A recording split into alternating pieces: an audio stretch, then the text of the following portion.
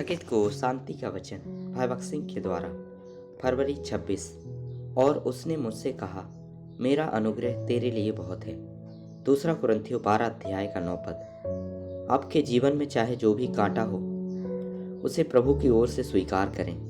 वह कांटे को रहने देता है। यह आपको विश्वास में दृढ़ बनाने और आपको अधिक अनुग्रह देने का परमेश्वर का तरीका है। आप सोच सकते हैं कि पौलुस बहुत दृढ़ हो गया था, लेकिन उसने जाना कि वह कितना कमजोर था।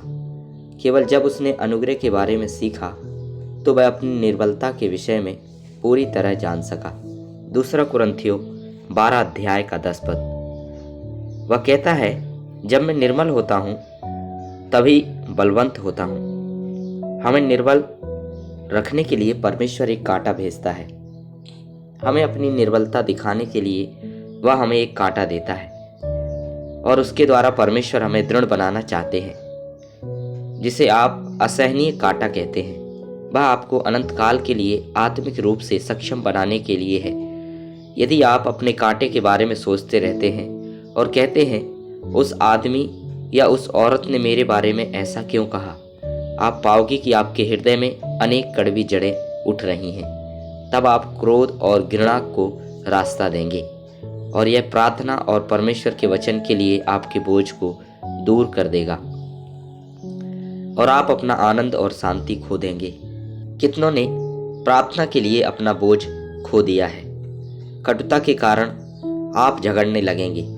आप प्रभु से कहते हो, यदि तुम 1 या 2 दिन में इस कांटे को नहीं हटाओगे तो मैं फिर से सभा में नहीं जाऊंगा और ना ही प्रचारकों को देखकर मुस्कुराऊंगा।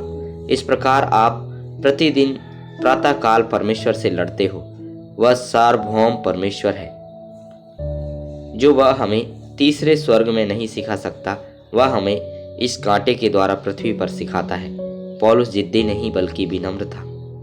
वह जानता था कि वह कांटा उसे और भी विनम्र बनाने का उत्तर था। परमेश्वर का स्तर बहुत ऊंचा है। यही कारण है कि अब हम नहीं जानते कि हमारे सभी कांटों को एक उद्देश्य के लिए अनुमति दी जाती है। क्या आप अपने कांटों के लिए आंसू बहा रहे हैं? कृपया परमेश्वर के विरुद्ध ना कुड़कुड़ाने के लिए पश्चाताप करें। कांटों के लिए परमेश्वर को धन्यवाद दें, उसमें आनंद लें और आप पाएंगे कि आपका आनंद कई गुना बढ़ गया है। अब से आप अपनी गवाही को और अधिक सामर्थी और परमेश्वर की सामर्थ को आप अपने में उतरते हुए पाएंगे। इन कांटों को अनुमति दी जाती है ताकि हम अनुग्रह से अनुग्रह और बल से बल तक बढ़ सकें। तब परमेश्वर हमें अपनी परिपूर्णता में लाएगा। अब देखो कि कैसे अनुग्रह और सच्चाई एक साथ चलते हैं, अनुग्रह और शांति एक साथ चलते हैं, अनुग्रह और महिमा एक साथ चलते हैं। इसी तरह अनुग्रह और शक्ति साथ साथ चलते हैं। परंतु यह तो परमेश्वर की कृपा है। हम परमेश्वर की महिमा देख सकते हैं। यह परमेश्वर के अनुग्रह से है कि हमारे पास परमेश्वर का सत्य है। यह परमेश्वर की कृपा से है कि हम उनकी सेवा करते हैं। केवल अनुग्रह के द्वारा ही हम वह हैं जो हम हैं। इसलिए हमें अनुग्रह देने के लिए प्रभु हमारे जीवन में कांटे डालते हैं। यदि डॉक्टर आपको बताता है कि इंजेक्शन लेने से आप अच्छे स्वास्थ्य का आनंद लेंगे, तो आप आसानी से इंजेक्शन ले लेंगे। इससे कोई फर्क नहीं पड़ता कि वे कितने दर्दनाक हैं। लेकिन जब परमेश्वर बाह में अपना इंजेक्शन देते हैं तो आप कुड़कुड़ाना शुरू कर देते हैं। आप कहते हैं, ये बहुत दर्दनाक है, कृपया बंद करो। परमेश्वर का कांटा परमेश्वर का इंजेक्शन है जो हम पर अनुग्रह करने के लिए डाला जाता है। वह आपको यह कहते हुए उत्तर देता है, मेरा अनुग्रह तुम्हारे लिए बहुत है।